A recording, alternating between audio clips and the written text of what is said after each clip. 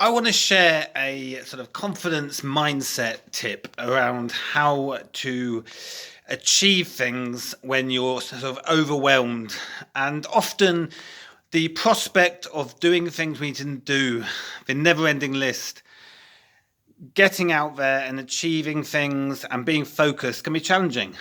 But the technique of minimum and maximum is quite a simple way to help you get motivated, have clarity, and get out and achieve what you need to achieve. It's very simple. So I'm going to give two examples of where you might struggle to do something through sort of overwhelm. If we look at one thing, for example, exercise. First of all, exercise is really important for keeping fit and healthy body, healthy mind, well-being. But sometimes we may lose our not have the motivation to exercise, particularly if it's something where we're not going to a class, but we're trying to go to the gym or a run around the park. And we may say to ourselves, well, I need to go out and do some exercise. I should get out of my house and do some exercise, but I just can't get the motivation to do it, because if I go for a run, I should do at least 2 miles. I should go at least around the park 5 times and make it worth it. I'd normally go 4 times around the park, but I should try and do at least what I did before. So at least 4 times, or maybe go a bit more this time, go 5 times. But then you think, but going 5 times around the park is quite a lot. And it's raining a bit. I can't bother to do that. And it's not worth going just for a quick run. I have to do at least 4 or 5 times, and that's too much in my mind to do that. Now, the minimum and maximum would be basically a way of getting you to go and do something, because something is always better than nothing. Setting yourself a high target, a high goal, which is overwhelming, it's too much, they're not doing anything, is never a positive thing. You're not achieving anything because you're trying to achieve too much. So another way of looking at it is you say, well, if I go to the park, do some exercise, go for a run, and the minimum is once around the park. If I go once around the park, that's some exercise, that's positive. I've got out of the flat, I've done some exercise, and that's only a good thing. But the maximum is, say, twice around the park, or maybe 3 times. So you have the room there to do a bit more, to push yourself a bit more if you want to. You've got a little wiggle room. You've got a minimum, which is really easy, you can do. And if you just do that and nothing else, once around the park and come back, that's manageable, easy to do, then you've done some exercise, and that's a positive thing. But once you've done that once around the park, if you want to do a bit more, then you could go around 2 more times, do 3 times in the park, and you've hit the maximum. The reason we set a maximum is not too high, so not setting it, say, 10 times around the park, is because then what can happen is we can then be thinking, once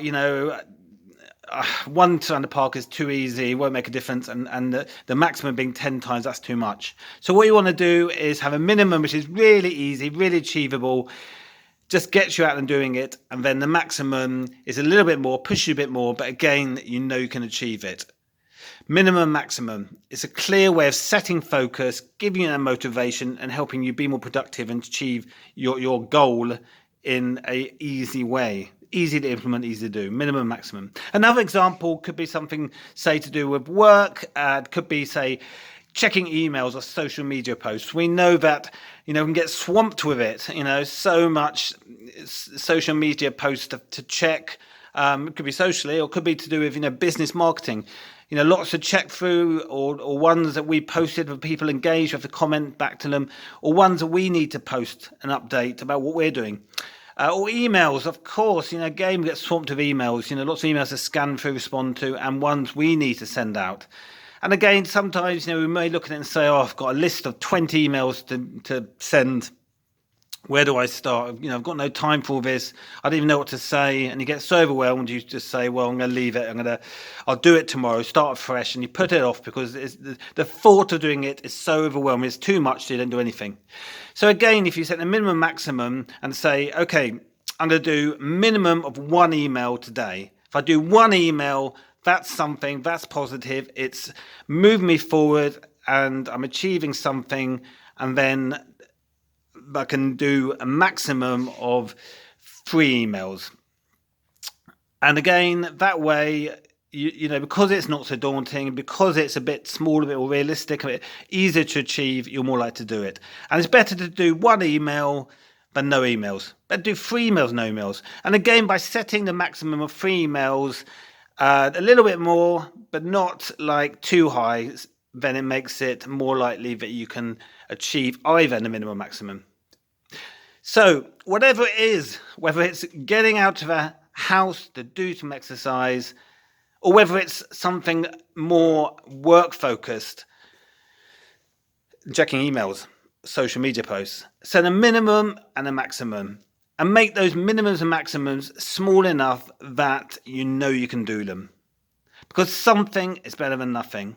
And we know that when we get overwhelmed, we can lose our motivation, we can lose that clarity, we can lose our focus, we can not be inspired to do anything, we can put things off and delay things. And actually, when we break things down to manageable chunks, and we start to see those small goals, we can get some inspired and have that energy to do things, we can be more motivated to achieve things and have those small steps to moving forward and improving things. So something is always better than nothing. Minimum and maximum. Give it a try and see if it helps.